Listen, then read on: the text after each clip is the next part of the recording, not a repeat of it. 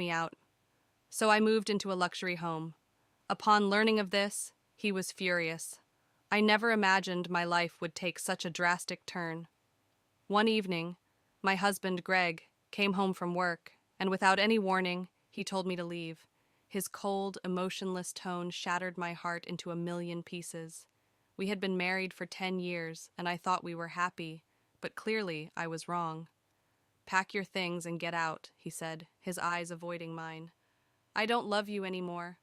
Stunned and hurt, I packed my belongings, trying to hold back tears. I had nowhere to go. My family lived in another state, and I didn't have many close friends nearby. I felt lost and abandoned. As I walked down the street with my suitcase, I remembered an old friend, Sarah. We had lost touch over the years, but I decided to call her, hoping she would at least lend me a sympathetic ear. "Come over to my place," she said immediately after I explained my situation. "You can stay here as long as you need." When I arrived at Sarah's address, I was taken aback. She lived in a stunning, luxurious mansion in the best part of town. Sarah had always been successful, but I had no idea she was living in such opulence. "You're staying here?" I asked, wide-eyed. "Yes, and so are you," she replied with a warm smile. "Consider this your home now." For the first time that day, I felt a glimmer of hope. Sarah's kindness and the beautiful surroundings began to heal my broken spirit. She was a wonderful host, giving me a beautiful guest room and making sure I felt at ease. Days turned into weeks, and I started to regain my confidence. I enrolled in a cooking class, something I had always wanted to do, and even started looking for a new job. Sarah's support and the luxurious environment gave me a new lease on life. Sarah's mansion was a haven of comfort and elegance. The high ceilings, marble floors, and exquisite decor provided a stark contrast to the cold, unwelcoming atmosphere of the home I had shared with Greg. Every morning, I woke up to the serene view of the manicured gardens, and for the first time in years, I felt a sense of peace. Sarah and I reconnected, sharing stories and laughter late into the night. She told me about her journey to success, and I shared the pain of my failed marriage. She encouraged me to pursue my passions and assured me that I deserved happiness. With her support, I started to believe it too. I began exploring the city, rediscovering old hobbies and picking up new ones. I visited art galleries, attended theater performances, and even joined a book club. Each new experience helped me rebuild my shattered self-esteem and realize that my life was far from over.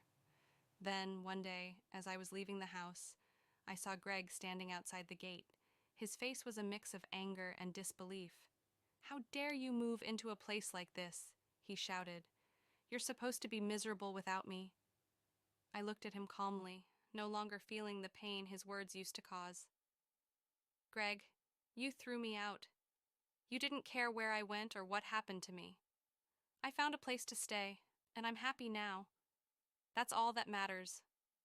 His fury grew, but I could see the confusion in his eyes. He had expected me to beg for him to take me back, to be lost without him. Instead, I had thrived. I walked past him, feeling stronger than ever. Over time, I built a new life for myself. I found a job I loved as a marketing consultant, made new friends, and even started dating again. I met James, a kind and supportive man who appreciated me for who I was. He was the complete opposite of Greg, and being with him felt like a breath of fresh air. One evening, as I sat with Sarah and James in the beautiful garden of the mansion, I reflected on how far I had come. Greg's attempt to break me had only made me stronger. I had transformed my pain into strength and had built a life I was proud of. Greg, on the other hand, tried to win me back several times, realizing too late what he had lost. But my heart had moved on. I was no longer the broken woman he had discarded. I had found my worth and had embraced the new opportunities that life had presented. Sarah's kindness had been the catalyst for my transformation. She had opened her home and her heart to me when I had nowhere else to go. Her support had changed my life, and I would be forever grateful. In the end, getting kicked out of my home was the best thing that ever happened to me. It forced me to rediscover who I was and what I was capable of. And as I looked around my new luxurious home, I realized I had found something much more valuable than material wealth. I had found myself. Chapter 2: Rediscovery and Growth. As the months went by, my life took on a new rhythm. Living in Sarah's mansion gave me the stability I needed to start over. Every corner of the house, from the grand living room to the cozy library, offered a sanctuary where I could heal and grow. I threw myself into my new job as a marketing consultant. The company I joined was small but dynamic, and I quickly became an integral part of the team. My colleagues were welcoming, and the work was challenging, yet fulfilling. For the first time in years, I felt a sense of accomplishment and purpose. Outside of work, my cooking classes became a cherished hobby. The kitchen, once a place of mundane routine, transformed into a realm of creativity and joy. I experimented with new recipes, savoring the process of creating something delicious from scratch. Sarah often joined me, and we bonded over our shared love of food. James and I grew closer, and our relationship blossomed into something beautiful. He was patient and understanding, never pressuring me to move faster than I was comfortable with. We spent our weekends exploring the city, visiting museums, hiking trails, and trying out new restaurants.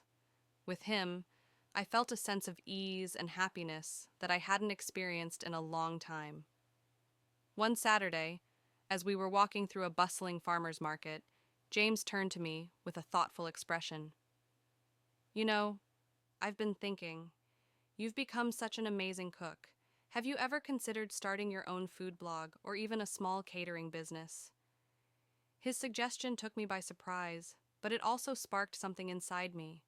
The idea of sharing my culinary creations with others and possibly turning my passion into a business was exciting. With Sarah and James's encouragement, I decided to give it a try. Starting a food blog was an adventure in itself.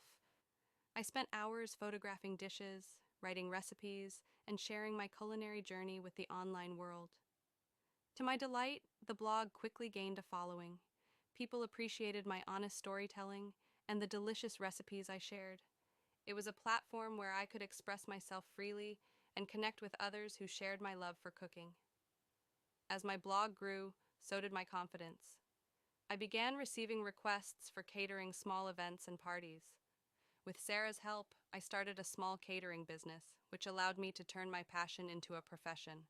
Each event was an opportunity to create memorable experiences for my clients, and their appreciation fueled my drive. Chapter 3: Confronting the Past. One evening, as I was preparing for a catering event, my phone buzzed with a message from an unknown number. It was Greg. The sight of his name brought back a flood of memories, but I was no longer the same person he had kicked out months ago. The message was short and desperate. "Can we talk? I've made a terrible mistake." Part of me wanted to ignore it, but another part of me felt that I needed closure.